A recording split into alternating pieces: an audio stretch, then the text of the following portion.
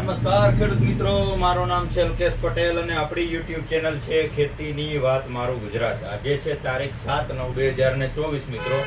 તો આજે આપણે વાત કરશું મગફળીના પાકની અંદર જે ડોડવા છે, જે પોપટા છે, એને ભરાવા માટે શું કરવું. આપણે 2 દિવસ પહેલા પણ વિડીયોની અંદર માહિતી આપી હતી કે કાળી ફૂગ જેને દેખાતી હોય કે જાતે આપણા પ્લોટની અંદર નિરીક્ષણ કરી અને ત્યારબાદ એના ચોક્કસથી પગલાં લેવા.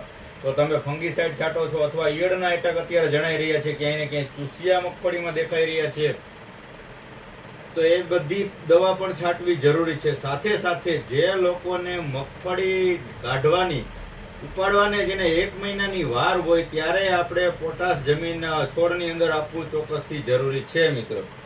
1 મહિનાની વાર હોય ત્યારે આપણે પ્રથમ છંટકાવ કરી દેવાનો છે. ત્યારબાદ છંટકાવ કર્યાના 15 દિવસ બાદ ફરી પાછો પોટાશનો છંટકાવ કરવાનો છે.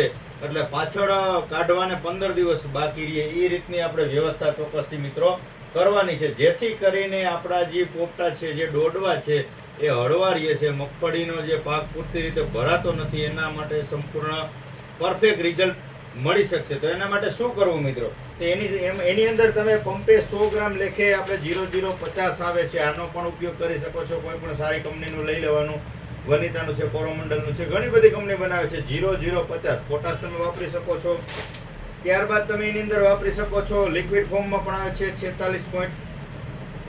આની અંદર આવે છે 46.5% પોટાશ આવે છે. સિગ્માનું આવે છે કે સ્ટ્રોંગથી. આના રિઝલ્ટ પણ ખૂબ સારા છે. એક પંપની અંદર તમારે 40 ml ના ડોઝથી તમારે વાપરવાનું છે મિત્રો. તો આ પણ વાપરી શકો છો. અને ત્યારબાદ આપણે વાત કરશું FMC નું જે આવે છે લેજન્ડ. આનો ઉપયોગ પણ કરી શકો છો. નેનો ટેકનોલોજી છે, આની અંદર 20% પોટાશ આવે છે અને 1.5% આની અંદર સલ્ફર આવે છે. આનું જે આ પેકિંગ છે એ 48 ગ્રામનું આવે છે. 48 ગ્રામનું પાઉચ આવે છે અને એક પંપની અંદર 4 ગ્રામ, એટલે કે આ 48 ગ્રામની અંદર 12 પંપ થશે. 12 પંપનો જ ચોક્કસ ડોઝ બનાવવાનો નથી. તમારે 10 પંપનો ડોઝ કરવાનો કે નથી 14 પંપનો કરવાનો. 12 પંપનો જ પરફેક્ટ આનું માપ છે. 1 વીઘે 3 પંપ નાખવાના છે અને 48 ગ્રામમાંથી તમારે 12 પંપ કરવાના છે. ડોઝમાં તમારે ક્યાંય આમ તેમ કરવાનું નથી. હવે કોઈ પણ દવા છાંટો એની સાથે તમારે સ્ટીકર વાપરવું ખૂબ જરૂરી છે. ત્યારબાદ તમે કેજબો પણ વાપરી શકો છો. FMC નું જે આવે છે કેજબો, આની અંદર કેલ્શિયમ આવી જાય છે, બોરોન આવી જાય છે, ઝીંક આવી જાય છે. આ પણ વસ્તુ ખૂબ સારી છે. 30 થી લગાડીને 35 ml સુધીના ડોઝ છે. રિઝલ્ટ તમારા આની અંદર પણ ખૂબ સારા આવે છે. આ પણ ડોડવા ભરાવામાં ક્યાંય ને ક્યાંય ખૂબ મદદરૂપ થતું હોય છે મિત્રો. ત્યારબાદ આવે છે કેલ્શિયમ બોરોન. આની અંદર આવે છે કેલ્શિયમ 10%, બોરોન આવે છે 1.75% અને નાઇટ્રોજન આવે છે 5%. આ પણ વસ્તુ તમે ઉપયોગ કરી શકો છો. સિગ્માનું આવે છે, આનું તે પ્રમાણ જે છે એ પંપે 40 ml નો ડોઝ છે, તો તમે આ પણ વાપરી શકો છો. મેં તમને 4-5 વસ્તુ જે બતાવી છે તેમાંનું કોઈ પણ તમે એક વસ્તુ લઈ તમારા નજીકના સેન્ટરમાં મળતો હોય ત્યાંથી લઈ અને તમે ચોક્કસથી છંટકાવ કરજો, જેના થકી તમારે મગફળીના પાકમાં જે હળવો થવાના પ્રશ્ન છે એ બિલકુલ થશે નહીં મિત્રો.